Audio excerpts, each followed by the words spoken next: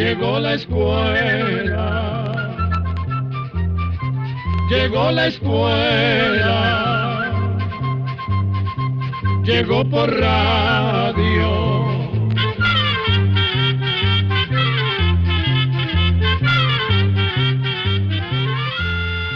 El Instituto Centroamericano de Extensión de la Cultura presenta su programa Oigamos la Respuesta.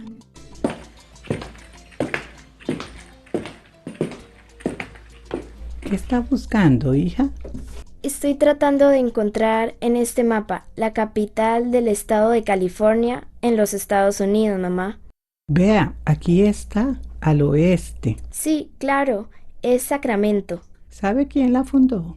No, mami, no tengo ni idea. Eso de buscar la capital de California y datos sobre la ruta que siguieron las personas por Nicaragua durante la fiebre del oro en California es muy aburrido. Pero tal vez si te cuento parte de esa historia, te ayude a emocionarte, ¿no crees? Hagamos el intento, a ver si me entusiasmo. Pero dígame una cosa, ¿cómo es que usted sabe de esta historia? ¿Te acordás de doña Helen? Ay, mami, ¿cómo no me voy a acordar si era la íntima amiga de Tita? Pues sí, era la mejor amiga de tu abuela. Y cuando mis hermanos y yo éramos chiquitillos y llovía, ella nos entretenía contándonos esta historia y muchas más. Acuérdate de doña Helen, era norteamericana y se crió en Sacramento. Pero resulta que se enamoró de don Héctor. Se casaron y así fue como llegó a vivir aquí a Esparza. Pues bien, según nos contó doña Helen, Sacramento, que ahora es la capital del estado de California, la fundó un señor suizo-alemán que se llama Jan Suter. Este señor se vino de Suiza a América después de que el negocio que tenía le quebró, aunque también dicen que se vino porque tenía muchas deudas. Muchos europeos se venían a América en ese tiempo, ¿verdad? Pues sí, venían en busca de nuevas oportunidades. Antes de quedarse en lo que ahora es Sacramento, Suter había ido a Alaska. Allá hizo un poco de dinero para seguir buscando dónde establecerse definitivamente. A Sacramento llegó alrededor de 1839. En ese tiempo esa parte de California era de México. Se hizo mexicano y consiguió que lo nombraran capitán del ejército. Así logró que le dieran un pedazo de tierra. Pero después fue una de las personas que durante la guerra entre México y Estados Unidos ayudó a los norteamericanos para que ese territorio fuera de ellos y llegó a tener cargos muy importantes. Como en ese tiempo había muchas personas europeas y de otras partes de los Estados Unidos buscando nuevos lugares donde vivir, la idea de Suter era construir un rancho para que fuera el punto de parada para todas las personas que venían del este de los Estados Unidos. También quería que esas personas se quedaran a vivir allí, en una colonia que quería formar y que se dedicaran a la agricultura o a la ganadería. Es el fuerte Suter. Aquí lo encontré en el mapa. ¿Ves qué bien, mi amor? Dentro de ese fuerte había dormitorios, talleres de carpintería y de herrería, una panadería y otras cosas que no recuerdo bien. El fuerte Suter todavía existe. Lo repararon o restauraron y ahora es como un museo muy interesante de visitar. ¿Y Suter dónde vivía? Mira, él vivía también en el fuerte, pero en el edificio del centro.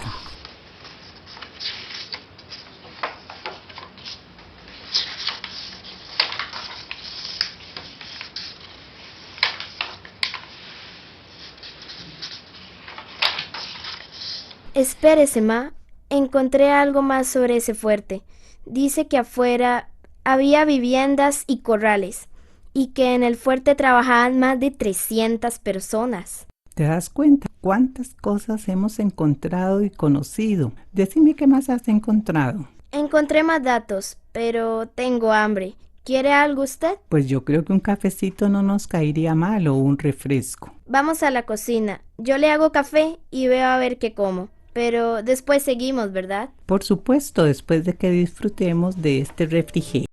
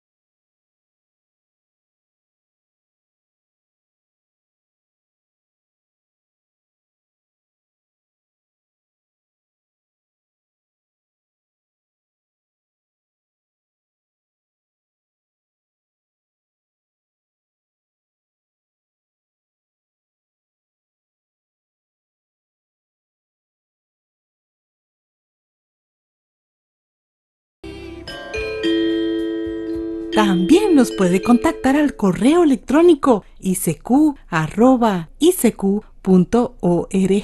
o encuéntrenos en Facebook como Oigamos la Respuesta.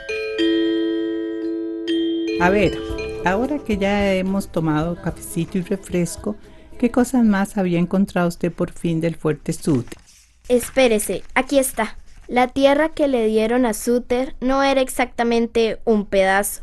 Aquí dice que eran más de 23,000 hectáreas. Bueno, son como 230 kilómetros cuadrados. Y no es que el cantón de Esparza donde vivimos mide algo así. Búsquelo a ver. Tenemos un librito ahí mismo con la división de la provincia Punta Arenas, en Costa Rica, porque Esparza, como usted y yo sabemos, pertenece a esta provincia de Punta Arenas. No lo puedo creer. Esparza mide más de 216 kilómetros cuadrados y un poquito más. Así que el señor Sutter tenía un montón de tierra, ma. Claro, como él era suizo, ya entiendo por qué primero llamó a ese gran territorio Nueva Helvecia, que era el antiguo nombre de Suiza, y que luego se llamó Sacramento. También dice que Sutter tenía plantaciones de trigo y algodón, huertos, vendía pieles de animales y tenía aserraderos, y que se trajo a muchos suizos a trabajar para él. Ahora que hablas de aserraderos, fíjate que en 1848 él decidió hacer un aserradero muy lejos del fuerte, porque necesitaba uno más grande para así vender madera a las personas que deseaban quedarse a vivir allí. Entonces mandó a varios hombres a buscar un bosque que tuviera muchos árboles. Ese grupo estaba a cargo de James Marshall, que era el carpintero del fuerte. Ese aserradero estaba a orillas del río de los Americanos, que estaba a unos 64 kilómetros río arriba del fuerte Sutter. Pues vean lo que pasó. Exactamente ahí, un día en que Marshall estaba inspeccionando la construcción del aserradero, le llamó la atención un brillo amarillo que salía del río. Se acercó y vio que ese brillo era de unas piedras. Cogió algunas y se las llevó donde estaban sus compañeros trabajando. Por supuesto, todos se impresionaron mucho. Durante unos días la construcción del aserradero se detuvo, porque todos se dedicaron a recogerlas. Ya se habían dado cuenta de que no eran piedras, sino pedazos de metal. Y ante tal descubrimiento, Marshall decidió devolverse al fuerte para decírselo a Sutter. Cuando llegó y le enseñó las piedras, inmediatamente Sutter cerró la puerta donde estaban. Los dos sospechaban que ese metal brillante era oro, pero tenían que asegurarse. Entonces Sutter comenzó a buscar en una vieja enciclopedia que tenía y pudo comprobar que efectivamente las piedras amarillas eran ni más ni menos que pepitas de oro. Los dos intentaron mantener la noticia en secreto, pero ninguno de ellos tomó en cuenta que los trabajadores del aserradero también habían recogido esas piedras amarillas en el río. Y la noticia corrió como el viento, primero por todos los Estados Unidos, luego por México, Europa, América del Sur y hasta llegó a China. Y como es de suponer, muchas personas empezaron a irse para Sacramento con la ilusión de hacerse ricos con el oro. Así fue como comenzó esta época que se conoce como la fiebre de oro de California, que se dio entre los años 1848 y 1855. ¿Cómo llegaban? Porque sí sé que en ese tiempo llegar hasta Sacramento era difícil. Tienes razón, mi amor. Era un viaje muy largo y riesgoso porque el territorio de los Estados Unidos es inmenso y lleno de dificultades para atravesarlo. Cordilleras muy elevadas, ríos caudalosos, lagos, desiertos grandes y muy calientes, fuertes nevadas en el invierno. En fin, el viaje era sumamente riesgoso. La mayoría de las personas que llegaban a Sacramento, California, eran norteamericanas, pero también llegaron de los otros países que te conté. Claro que me imagino que los primeros en llegar fueron los que estaban cerca de Sacramento, es decir, los que estaban al oeste de los Estados Unidos. Pero los que venían del este tenían que hacer el viaje por tierra, en carretas jaladas por caballos. Unos seguros se arriesgaban a ir solos y otros en caravanas, es decir, en grupo de varias carretas para irse acompañando y enfrentando entre todos los riesgos y peligros del viaje que te comenté. De Europa y de otras partes navegaban en barcos de vapor dando la vuelta por el Cabo de Hornos en América del Sur hasta alcanzar el Océano Pacífico, y de ahí navegaban hasta llegar a la costa de California. Pero esa ruta resultaba larguísima, peligrosa y costosa. Otros atravesaban también en barcos de vapor el istmo centroamericano a través de Panamá, pero lo que resultaba más fácil era realmente atravesar Nicaragua, porque era la ruta más cercana, que se conoció con el nombre la ruta del tránsito. Esa es la ruta que me toca estudiar. Voy a ver qué encuentro. Y mientras Daniel encuentra la información de la ruta que hacían los aventureros por ese río, escucharemos el corrido Al río San Juan, cuyo autor es el nicaragüense don Carlos Aguirre, con arreglos de su hermano Diego. Escuchemos.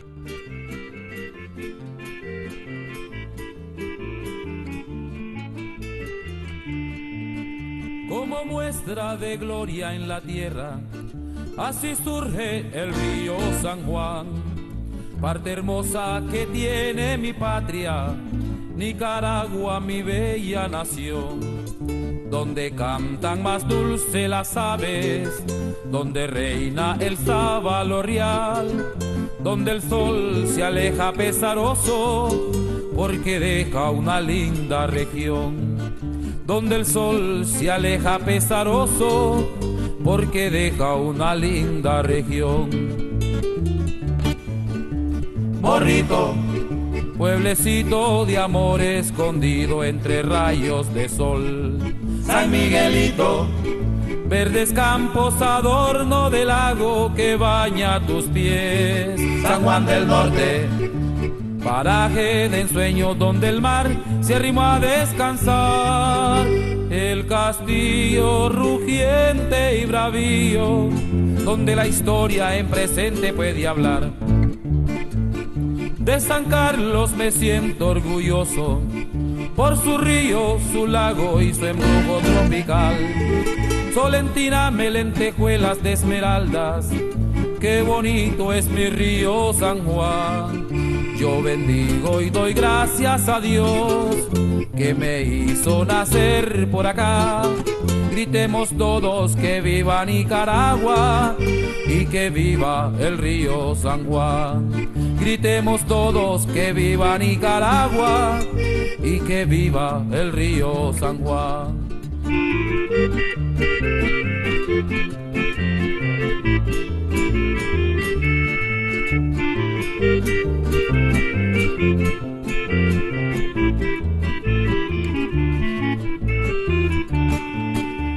Morrito, pueblecito de amor escondido entre rayos de sol.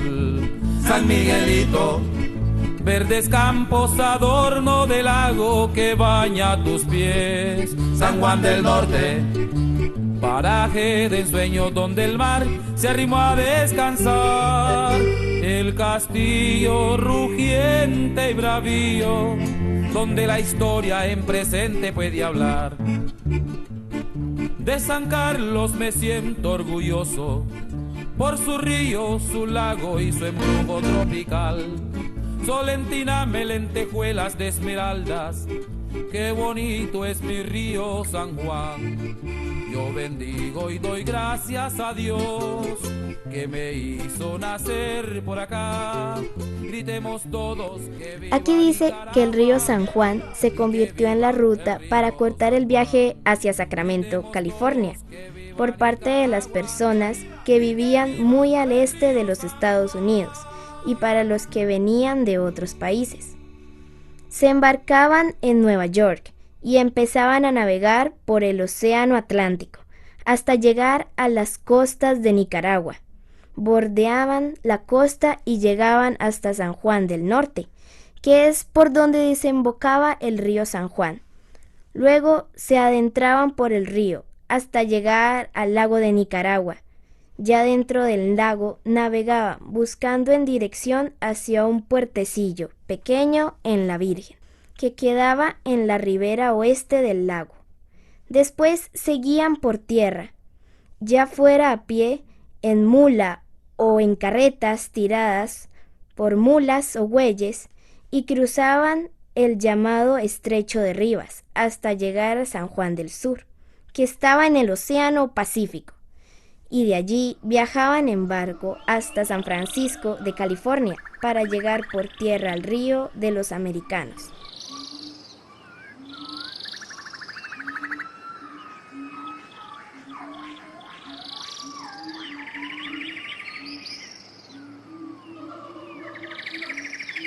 Claro, esos mismos lugares todavía hoy se llaman igualmente. Aunque esa ruta era la más corta, de todas maneras, ese viaje era toda una aventura, porque en ese tiempo, ese territorio de Nicaragua era pura selva. Hacía un calor insoportable y los trechos por donde iban se volvían un tormento cuando llovía. Pero además se tenían que enfrentar a las enfermedades tropicales y muchos viajeros murieron en el intento. Si mal no recuerdo, hija, por esa ruta pasaron más de 150,000 personas, según leí en algún momento. Pero en total, usando las otras rutas, llegaron unas 300,000 a Sacramento, California. Ahora en Nicaragua hay viajes turísticos precisamente por esa ruta. Debe ser interesantísimo y muy emocionante poder hacer ese viaje tan lleno de historia. Y así llegamos al final del programa del día de hoy. Mándenos sus preguntas al apartado 2948-1000 San José, Costa Rica. También puede enviarnos sus preguntas al correo electrónico icq@icq.org o encuéntrenos en Facebook como Oigamos la Respuesta. Recuerde que comprender lo comprensible es un derecho humano.